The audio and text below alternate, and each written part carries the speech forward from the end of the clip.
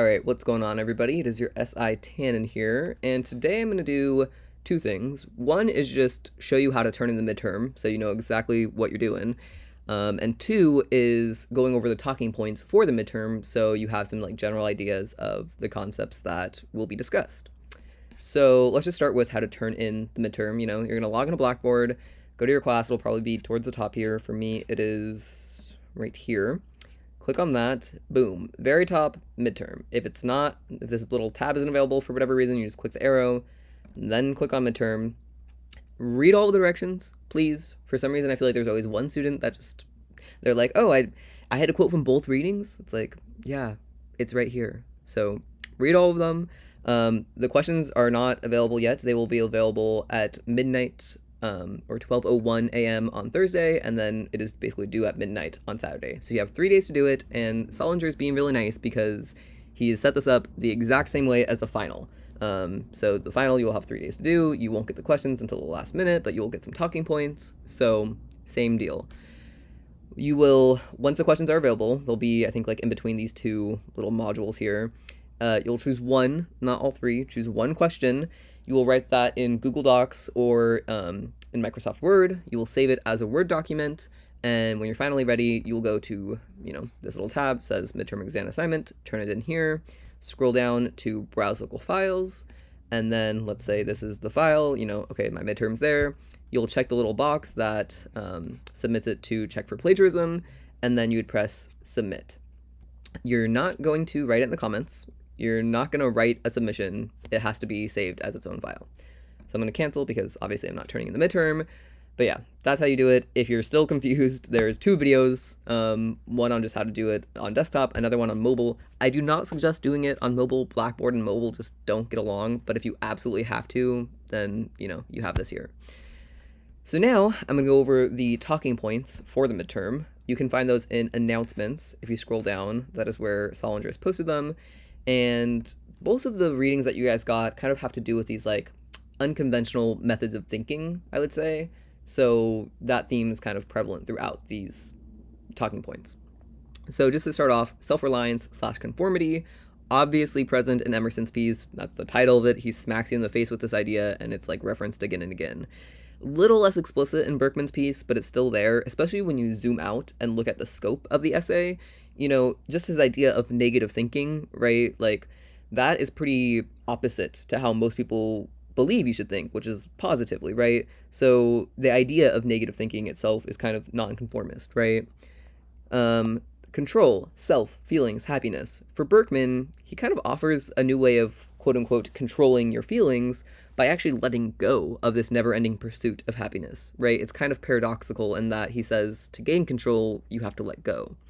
For Emerson, this control kind of stems back to that self-reliance, right? That self-trust. If you build a foundation upon nonconformity and you build a, true self-reliance, then you gain a sense of control over other aspects in your life. Conventional thinking, I think it's pretty clear that both authors offer rather unconventional methods of thinking, Berkman with his literal quote-unquote negative thinking and Emerson with his nonconformity, right? Both of these are concepts that go against the status quo. I also just note that these are all, this is my interpretation of everything. You might make some connections that I didn't. I will quote certain parts of the papers, and you could totally find different quotes for these. And I suggest that you do, because that's how you make, your own connections. That's how you develop your own methods of critical thinking. So while I'm trying to offer these as just general ideas and kind of get you in the right state of mind, I still suggest you do a little work on your own, and you'll have to write the essay, right?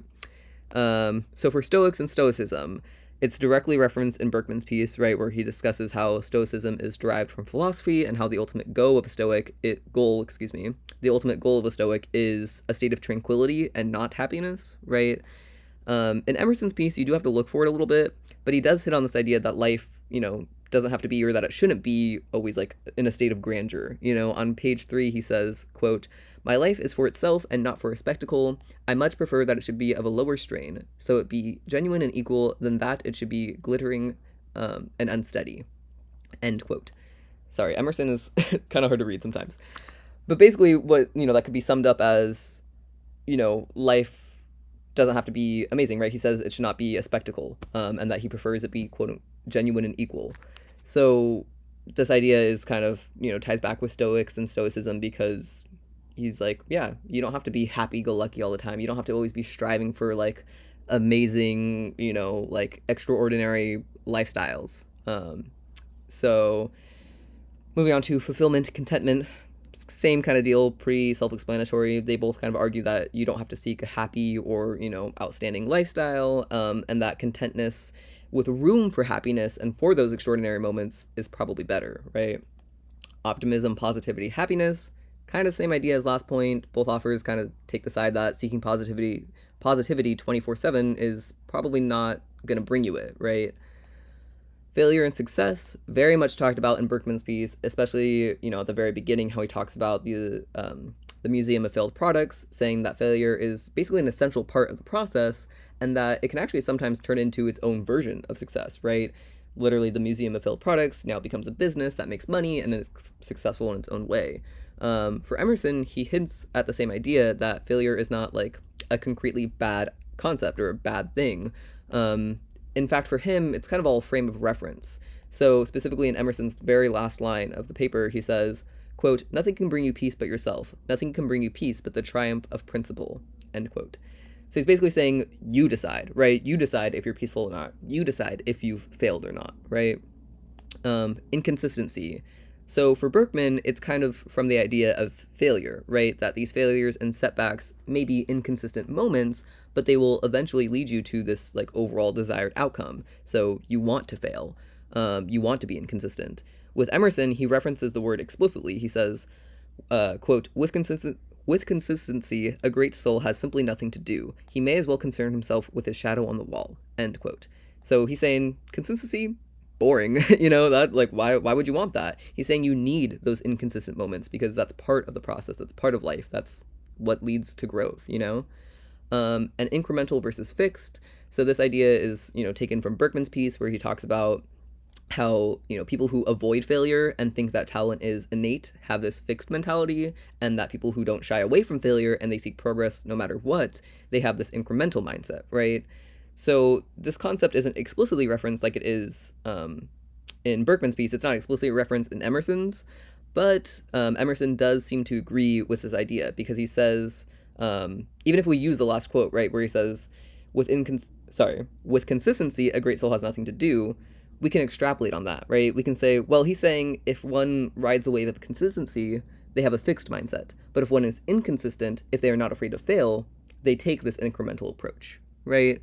So again, these are all, from my perspective, just kind of my take on everything. But I do think that that is like a pretty good general guideline to follow.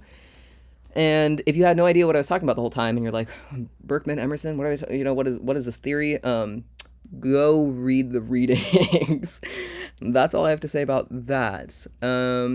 Besides that, if you're having any problems, you can always email me, email Solinger, come to my office hours, come to his office hours. This, I'm sure he's told you, but this midterm is not actually graded, right? So it is literally just a practice run for the final, so you have an idea of what it will be like to take the final.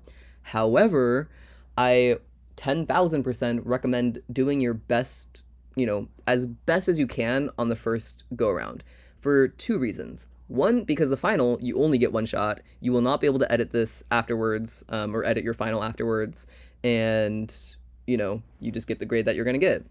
So this will give you it's kind of a good benchmark, I would say. So this kind of tells you where you're at. And if anything, if you try your best and you still get a B or a C or whatever, you still will be able to edit it for the next paper. And then you'll be able to see where your weak points are. It's like, oh, well, you only got a C because your thesis just wasn't strong enough. So for the final that you have to have a really strong thesis, right?